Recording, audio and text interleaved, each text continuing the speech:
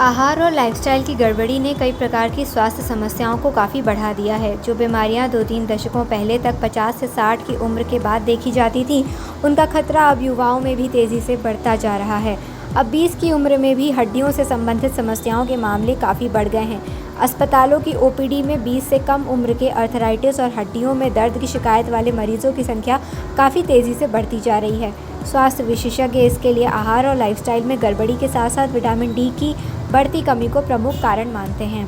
आंकड़ों पर नज़र डालें तो पता चलता है कि शहरीकरण, बढ़ते प्रदूषण और आधुनिक जीवन शैली जैसे कारकों के चलते विटामिन डी की कमी वाले रोगियों की संख्या काफ़ी तेज़ी से बढ़ती जा रही है।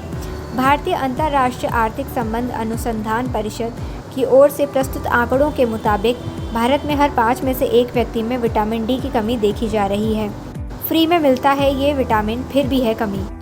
विटामिन डी शरीर के लिए कई प्रकार से आवश्यक माना जाता है।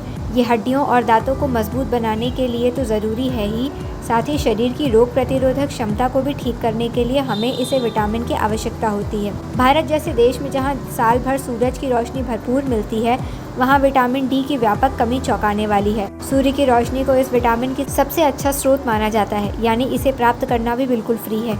फिर भी हर 5वां भारतीय इस ज़रूरी विटामिन की कमी से जूझ रहा है। भारत में ये एक छिपी महामारी के रूप में फैल रही है। विटामिन डी की कमी के कारण क्या हैं? रिपोर्ट के मुताबिक देश के विभिन्न क्षेत्रों में इस कमी का स्तर काफ़ी भिन्न है। उत्तर भारत में 9.4% से लेकर पूर्वी भारत में ये लगभग 39% तक पहुंच चुका है। वैसे तो माना जाता है कि भारत में धूप की कोई कमी नहीं है, लेकिन वास्तविकता ये है कि शहरीकरण, बढ़ता प्रदूषण और आधुनिक जीवन शैली लोगों को पर्याप्त सूर्य संपर्क से वंचित कर रही है। दिन का ज़्यादातर समय ऑफिस के भीतर बैठे बैठे बिताने के कारण भी लोगों को धूप से संपर्क कम होता है, जिसके कारण भी विटामिन डी की कमी के मामले काफ़ी बढ़ रहे हैं। अध्ययन में क्या पता चला? साइंस नेचर जर्नल की एक रिपोर्ट के मुताबिक भारत, पाकिस्तान, ट्यूनीशिया, अफगानिस्तान और अफ्रीकी देशों में कुल आबादी लगभग 45% लोग विटामिन डी की कमी से जूझ रहे थे। वहीं पर 2022 में भारत के लगभग 39 करोड़ लोग विटामिन डी की कमी से ग्रस्त थे। स्वास्थ्य विशेषज्ञों की टीम ने कहा कि ये कमी सिर्फ हड्डियों की कमजोरी या फिर ऑस्टियोपोरोसिस जैसी बीमारियों के खतरे को बढ़ाने तक ही सीमित नहीं है। विटामिन डी की कमी कई अन्य प्रकार की क्रोनिक बीमारियों के खतरे को बढ़ा देती है। जिन लोगों में विटामिन डी की कमी होती है, उनमें समय के साथ मांसपेशियों की कमजोरी, थकान, अवसाद, दिल की बीमारियां, टाइप 2 डायबिटीज़ के साथ साथ स्तन और प्रोस्टेट कैंसर का खतरा भी काफ़ी बढ़ जाता है। कम उम्र से ही विटामिन की पूर्ति पर दें ध्यान। स्वास्थ्य विशेषज्ञ कहते हैं कि देश में बढ़ती इस साइलेंट समस्या पर गंभीरता से ध्यान देने की आवश्यकता है। विटामिन डी की कमी के कारण होने वाली बीमारियों की वजह से स्वास्थ्य सेवाओं पर अतिरिक्त बोझ बढ़ने का जोखिम रहता है।